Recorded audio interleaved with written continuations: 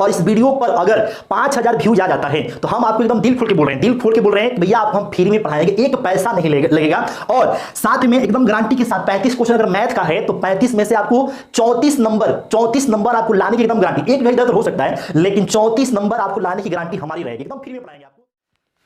नमस्कार दोस्तों, आप सबका वेलकम है एक बार फिर से मैथ्स बिहार यूट्यूब चैनल पर।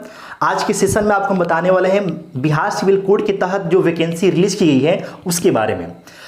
बिहार सिविल कोड के तहत आपको जो 4 तरह की वैकेंसी रिलीज की गई है उसमें से हम पियून पोस्ट के लिए आज डिटेल इन्फॉर्मेशन आपको हम देंगे। हालांकि 4 तरह की जो पोस्ट है उसमें से एक पोस्ट क्लर्क का भी है, दूसरा पोस्ट आपका स्टेनो का भी है और तीसरा आपका कोर्ट रीडर का भी है। लेकिन इनके लिए हम अलग से वीडियो बना देंगे क्योंकि इनके लिए क्वालिफिकेशन अलग है और पियून पोस्ट के लिए क्वालिफिकेशन अलग है। इसका एग्जाम मतलब कि पियून पोस्ट का जो एग्जाम होगा उसका एग्जाम पैटर्न अलग होगा और बाकी जो 3 पोस्ट है उनके लिए एग्जाम पैटर्न अलग है। तो आपको हम बाकी के जो 3 पोस्ट है उनके लिए हम सेपरेट आपको वीडियो बना देंगे। लेकिन आज के सेशन में हम डिटेल इंफॉर्मेशन देने वाले किसके लिए, तो पियून यानी कि चपरासी जिसको आप अर्दली बोलते हैं हिंदी में, इसके लिए। इसके एग्जाम पैटर्न को समझाएंगे, कैसे आपका सिलेक्शन होगा, क्या इसके लिए रिक्वायरमेंट है, कैसे इसमें इंटरव्यू को पास करना है, जॉब प्रोफाइल क्या होगा, एज में कैसे क्या है, सब चीज आपको डिटेल इंफॉर्मेशन आपको प्रोवाइड करने वाले हैं। तो सबसे पहले आपको हम ये बता दें कि ये 10th लेवल का मतलब कि आप समझिए कि ग्रुप डी लेवल का ये पोस्ट है। तो बहुत बच्चे ऐसे सोचेंगे कि भाई हमने ग्रेजुएशन कर लिया, हमने पीजी कर लिया, हमने मास्टर कर लिया है, तो क्या हम इतना क्वालिफाई हैं उसके बाद से इस पोस्ट के लिए अप्लाई करना हमारे लिए ठीक रहेगा?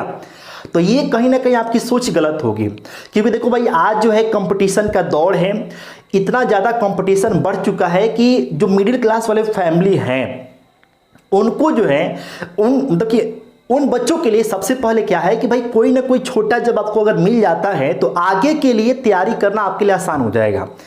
क्योंकि देखो भाई आपको एक समय के बाद आपके जो पेरेंट्स है आपको सपोर्ट करना बंद कर देंगे और जब सपोर्ट करना बंद कर देंगे तो आप चाह कर भी आप आगे की जो आपका बड़ा सोच है कि भाई हमको आगे चल के जो है इनकम टैक्स इंस्पेक्टर बनना है या फिर हमको जो है बीपीएससी क्रैक करना है या फिर हमको जो है यूपीएससी क्रैक करना है, तो उसको आप क्रैक नहीं कर पाएंगे। तो सबसे बेहतर क्या है भैया कि आप जो है कोई पहले छोटा मोटा मतलब कि छोटा ही सही लेकिन एक सरकारी जॉब आपके पास से अगर हो जाता है तो उससे आप क्या होंगे कि एक तो मेंटली टेंशन फ्री हो जाएंगे और दूसरी बात क्या है कि आप परिवार पर डिपेंड नहीं रहेंगे। आप आगे जो है टेंशन फ्री होकर आपका जो एम है, बड़ा जो टारगेट आप बनाए हुए हैं कि भाई हमको ये आगे चल के करना है, तो आप आसानी से उसको कर पाएंगे। तो आप ये मत सोचिएगा कि भाई हम जो है इतने क्वालिफाई हैं, हम जो है एमएससी कर चुके हैं, पीएचडी कर चुके हैं या फिर हम एमबीए किए हुए हैं, तो हम इतने क्वालिफाई हैं तो क्या हमें जो है इस पोस्ट के लिए अप्लाई करना चाहिए? बिल्कुल करना चाहिए, हमारे हिसाब से तो बिल्कुल करना चाहिए। अगर आप जो है इसको क्वालिफाई कर लेते हैं तो आपके लिए आगे के रास्ते जो हैं आसान होने वाले हैं। तो आइए हम इसके बारे में डिटेल इंफॉर्मेशन प्रोवाइड करा देते हैं। हालांकि इसका एग्जाम इतना अभी आसान नहीं है, 10th ग्रेड का ही जॉब है ये, लेकिन इसके एग्जाम में बहुत अच्छे धुरंधर जो है बच्चे बाहर हो जाते हैं, इंटरव्यू जो है क्रैक नहीं कर पाते हैं। तो आपको हम सब बताने वाले हैं, परेशान बिल्कुल नहीं होना है। तो सबसे पहले बता दें कि पोस्ट का नाम क्या है भैया, तो पियून, जिसको आप हिंदी में क्या बोलेंगे, चपरासी या फिर अर्दली बोलेंगे। क्लियर? और इसमें टोटल कितनी वैकेंसी है, तो 1673। और ये जो वैकेंसी रहने वाली है ये किसके लिए रहने वाली है, तो मेल और फीमेल दोनों के लिए, मतलब महिला हो या फिर पुरुष हो, कोई भी अप्लाई इसमें कर सकता है। क्लियर है भैया? तो अब अप्लाई डेट की अगर हम बात कर लें तो अप्लाई डेट आपका शुरू हो चुका है 20 सितंबर 2022 से आपका कंटिन्यू आपका प्रोसेस चल रहा है।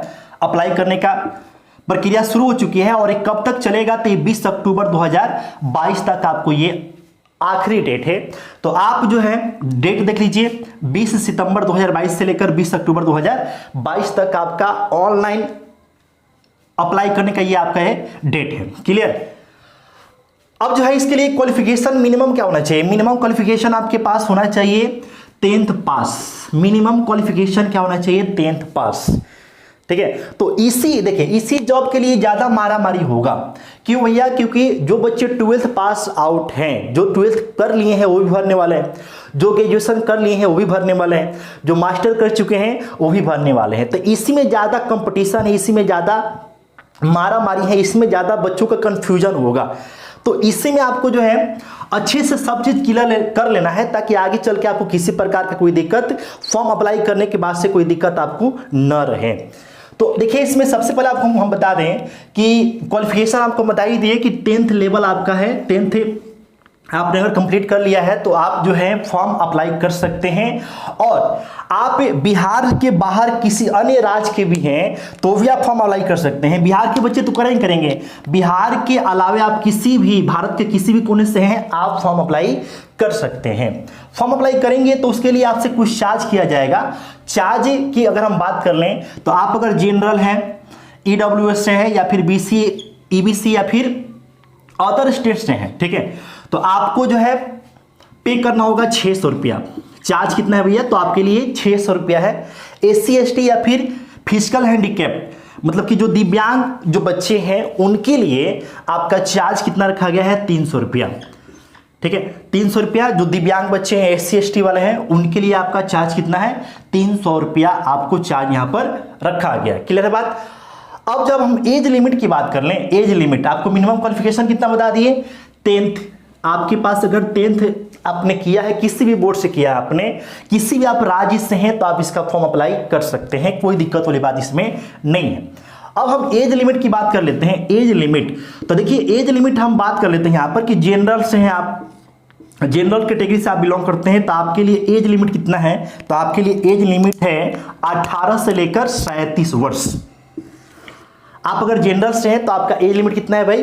तो आपकी एज लिमिट होगा 18 से लेकर 37 वर्ष होगा। अगर आप BC या EBC कैटेगरी से बिलोंग करते हैं तो आपके लिए एज लिमिट आपका 18 से कितना हो जाएगा? 40 वर्ष हो जाएगा। हमने इसमें क्या किया है कि जो आपका एज में रिलैक्सेशन मिलता है उसको हमने इंक्लूड कर दिया यहाँ पर। क्लियर? 3 साल का छूट है तो आपका 37 और 3 कितना हो जाएगा? 40 हो जाएगा। तो BC या फिर आप EBC कैटेगरी से है तो आपके लिए एज लिमिट कितना है? तो 18 से 40 वर्ष है। क्लियर? SC या फिर ST कैटेगरी से है तो आपके लिए एज लिमिट कितना है यहाँ पे? तो आपके लिए है 18 से 42 वर्ष एज लिमिट आपके लिए रखा गया है। आप अगर महिला कैंडिडेट हैं तो आपके लिए एज लिमिट 18 से क्या है? 40 वर्ष है। ठीक है, तो आप देख सकते हैं यहां पर।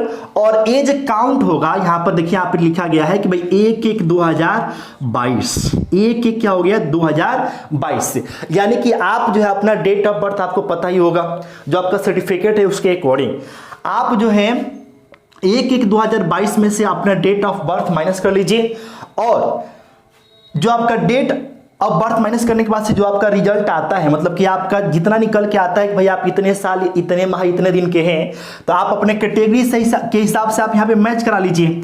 ठीक है, अगर आप जनरल कैटेगरी से हैं तो आपका घटाने के बाद, मतलब कि इसमें से आप अपना डेट ऑफ बर्थ है उसको माइनस करने के बाद से अगर आपका जो एज निकल के आता है वो 18 से लेकर 37 वर्ष के रेंज में आता है, तब आप इस फॉर्म को भरने के लिए एलिजिबल है। इसी प्रकार से इसमें से आप अपना डेट ऑफ बर्थ, अगर आप BC हैं या फिर EBC कैटेगरी से हैं तो इसमें से अपना डेट ऑफ बर्थ माइनस कर लीजिए, जो घटाने के बाद से आता है, और वो जो है वर्ष के फॉर्म में या फिर माह के फॉर्म में या दिन के फॉर्म में जितना भी आए उसको देख लीजिए कि भाई क्या वो 18 से क्या 40 वर्ष के रेंज में है। तो अगर रेंज में है तो आप फॉर्म भरने के लिए एलिजिबल है। इसी प्रकार से आप SC ST वाले या फिर महिला जो कैंडिडेट है वो आपने यहाँ पे देख सकते हैं। क्लियर? तो ये तो हो गया, आपको हम बता दें कि भाई कौन इसमें फॉर्म भर सकते हैं। तो मिनिमम आपके पास क्वालिफिकेशन क्या होना चाहिए? मैट्रिक पास होना चाहिए, साथ में एज का जो क्राइटेरिया है आपको हमने यहाँ पर बता ही रखा है। क्लियर है? तो अब देखिए यहाँ पे सिलेक्शन प्रोसेस की बात कर लेते हैं। सिलेक्शन प्रोसेस में सबसे पहले देखिए यहां पर क्या किया गया है, कहा यह गया है कि भाई सबसे पहले जो ऑफिशियल वेबसाइट है वहां पर जाएंगे तो उसमें यह बोला गया है कि भाई देखो अगर कैंडिडेट ज्यादा होंगे तो सबसे पहले क्या होगा? स्क्रीनिंग टेस्ट होगा आपका। स्क्रीनिंग टेस्ट का मतलब होता है कि भाई एग्जाम से पहले एक एग्जाम होना, लेकिन ये कब होगा?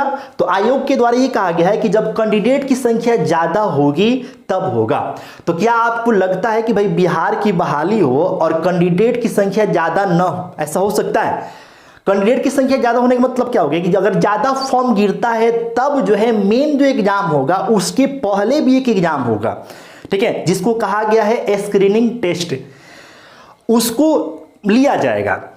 तो ये मतलब कि कंफर्म नहीं कहा गया, लेकिन आप ये मान के चलिए कि ये 100% होगा। क्यों होगा, तो इसका हम प्रमाण दे देते हैं। तो ये एक तो आपको मैट्रिक लेवल की बहाली है, तो जो बच्चा मैट्रिक पास किया है वही फॉर्म भरेगा, जो बच्चा 12th पास किया है वही फॉर्म भरेगा, जो ग्रेजुएशन पास किया है वही फॉर्म भरेगा। मतलब ये कि लगभग जितने बच्चे मैट्रिक के बाद वाले हैं वो सब तो भरेंगे। ठीक है, तो भीड़ तो ऐसे ही ज्यादा हो जाने वाली है। तो जब भीड़ ज्यादा होगी तो आयोग के अनुसार ही स्क्रीनिंग टेस्ट की बात की गई है। और स्क्रीनिंग टेस्ट का मतलब ही क्या हो गया कि पीटी का एग्जाम, जिसे हम बोलते हैं ना पीटी का एग्जाम और मेंस का एग्जाम, तो आपको समझिए कि इसमें एक पीटी होने वाला है, पीटी, और उसके बाद से आपका मेंस होने वाला है। क्लियर है, तो पीटी जो है क्वालिफाई करना है और आपका जो मेरिट बनेगा, मेरिट पीटी जो है मतलब कि कंफर्म नहीं कहा गया है। पीटी जो हम बोल रहे हैं उसको कहा गया है स्क्रीनिंग टेस्ट कहा गया है, इसको कंफर्म नहीं कहा गया है। लेकिन आप ये मान के चलिए कि कंफर्म होगा ही होगा, क्योंकि फॉर्म ज्यादा गिरना ही गिरना है। क्लियर, क्योंकि ज्यादा तैयारी कहाँ के बच्चे करते हैं, यूपी बिहार वाले। तो यूपी और बिहार की बहाली हो और फॉर्म ज्यादा न गिरे, ये हो ही नहीं सकता है। तो आप जो है मान के चलिए कि भाई पहले आपका पीटी होगा और पीटी को क्वालिफाई करना है। क्वालिफाई करने के बाद से आपका क्या होगा, तो आपका मेंस का पेपर होगा। मेंस का जो पेपर होगा उसी के आधार पर आपका क्या बनने वाला है, मेरिट बनने वाला है। इसी के आधार पर क्या बनेगा, आपका मेरिट बनने वाला है। और साथ में इंटरव्यू होगा, मेंस और इंटरव्यू दोनों को मिलाकर आपको मेरिट बनने वाला है। क्लियर है, तो अब देखिए यहां पे समझिएगा कि मेंस के लिए कितने बच्चों को लिया जाएगा। तो मेंस के लिए आपको देखिए यहाँ पे कितने सीट है टोटल, तो टोटल आपका है 1673 सीट है यहाँ पर। किस पोस्ट के लिए, तो प्यून पोस्ट के लिए। तो मेंस में जो पीटी पेपर होगा, पीटी का एग्जाम जो होगा उसमें 1673 का आप 10 गुना देखिए, 10 गुना करते हैं तो कितना आएगा, 16,730 यानी कि जो स्क्रीन टेस्ट होगा जिसको हम पीटी बोल रहे हैं, वो जो पेपर होगा, पीटी का जो पेपर होगा, वहां से 16,730 बच्चों को छांटा जाएगा। किस लिए, मेंस के पेपर के लिए, और मेंस के पेपर के साथ जो इंटरव्यू होगा जिसके हम आगे चर्चा करेंगे, उसके आधार पर आपका मेरिट बनेगा। मतलब मेंस और इंटरव्यू आपका तय करेगा कि आपका सिलेक्शन होगा कि नहीं होगा। क्लियर, तो पहले हम बात कर लेते हैं कि स्क्रीन टेस्ट में आपका होगा क्या। तो इसमें आपको जो आपसे पूछा जाएगा, तो उसमें आपसे जीके पूछा जाएगा, मैथ पूछा जाएगा, इंग्लिश और हिंदी आपको पूछा जाएगा। और ये आपको 100 मार्क्स का होगा। ये जो है 100 मार्क्स का आपका होगा। इसके लिए समय आपका 2 घंटा रखा गया है, 2 घंटा आपका जो है समय रखा गया है। और इस टेस्ट के सहारे कितने बच्चों को चुना जाएगा, तो 16,730 बच्चे को यहां पे चुना जाएगा। क्लियर, किसके लिए, तो मेंस के लिए। मेंस में मतलब कि 16,730 बच्चों को यहां से चुनकर मेंस में अपीयर होने का मौका दिया जाएगा। क्लियर, और ये जो आपका एग्जाम होगा, ये आपका जो एग्जाम होगा, ये आपका होगा ऑफलाइन OMR बेस्ड आपका एग्जाम होगा। OMR पेपर पर ऑफलाइन आपका एग्जाम होने वाला है। और सबसे बड़ी बात इसमें यह है कि निगेटिव इसमें नहीं रहेगा। निगेटिव भैया इसमें है ही नहीं। और जब निगेटिव नहीं है तो अगर आपका भाग्य ठीक है तो भी आपको जो है, अगर आप सब में मतलब कि रंग के चले आए, सब आपको रंग के चले आएगा। अगर भाग ठीक है तो आप पास कर जाएंगे। लेकिन पास कर जाएंगे तो यहां ना पास कर जाएंगे, आगे आपको किसका पेपर होने वाला है, मेंस का आपका पेपर होने वाला है। तो वहां पर भी आपको अपना प्रदर्शन अच्छा दिखाना होगा। क्लियर है भाई, ठीक है। अब देखिए हम आगे चलते हैं कि जो आपका क्वेश्चन मिलेगा, क्वेश्चन आपको हिंदी में मिलेगा और इंग्लिश में भी मिलेगा।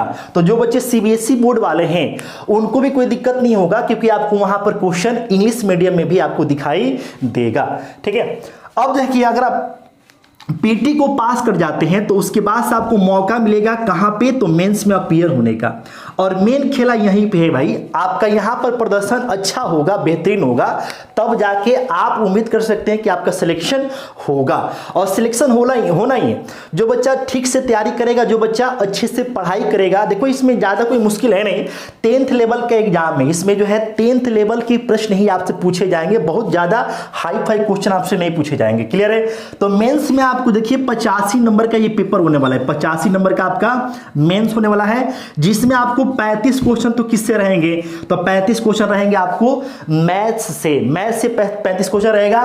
35 क्वेश्चन आपको रहेगा हिंदी से और 15 क्वेश्चन किससे रहेगा, तो इंग्लिश से रहेगा। तो 35 आपका 70 हो गया और 15 मिला देंगे और तो कितना हो जाएगा 85 नंबर। तो भाई अगर आपका मैथ ठीक ठाक है तो आपको जो है इसमें कोई आपका रिजल्ट या फिर कोई जो है फाइनल सिलेक्शन से कोई रुकने वाला आपका नहीं है। लेकिन ये हमने मेंस की बात की, स्क्रीनिंग टेस्ट जिसको हम पीटी बोल रहे हैं, पहले ये होगा ही होगा। हालांकि आयोग फिर से बोल रहे हैं, आयोग इसको जो है मतलब कि पूर्ण रूप से होगा, ये इसमें मतलब कि आयोग बताया नहीं है, लेकिन एकदम आप मान के चलिए कि होगा ही होगा, क्योंकि फॉर्म ज्यादा गिरना ही गिरना है। क्लियर। अब जो है इसके बाद से इंटरव्यू की बात कर लेते हैं। तो देखिए जो ये 85 नंबर है, इसमें से आपको जो है मिनिमम 30 नंबर लाना अनिवार्य होगा। लेकिन आजकल के जो कंपटीशन का दौर है उसमें आपको 30 नंबर ला कर भी क्या कर लीजिएगा, ठीक है। जिस बच्चे का जो है 30 नंबर या 35 नंबर आए या फिर 85 नंबर लाए तो क्या कर लेगा भैया, क्योंकि 50 नंबर पर भी आपका सिलेक्शन होने वाला नहीं है। तो ये तो फालतू की चीज है भैया कि 30 नंबर 35 नंबर जो बच्चा लाएगा वैसे भी बाहर होने वाला है। क्लियर। तो ये 30 नंबर पर आपको तो फोकस ही नहीं करना है। 85 नंबर है तो यहां से कम आपको जो है टारगेट करके चलना है कि हमको 70 नंबर यहां से लेना है। 70 नंबर हमको यहां से टारगेट करके चलना है कि हमको लेना ही लेना है। क्योंकि देखो भाई यहाँ पे मैथ्स है, मैथ्स और मैथ्स जो है ना स्कोरिंग सब्जेक्ट है, स्कोरिंग सब्जेक्ट। मैथ में सिलेबस लिमिटेड होता है। आप अच्छे से एक बार सिलेबस कंप्लीट कर लिए, उसके बाद से अगर आप रिवीजन कर दिए तो हमको तो नहीं लगता है कि भाई आपको जो है मैथ्स में अगर 35 क्वेश्चन है तो 34 भी आने की पॉसिबिलिटी होगी। आप 35 में 35 ला सकते हैं।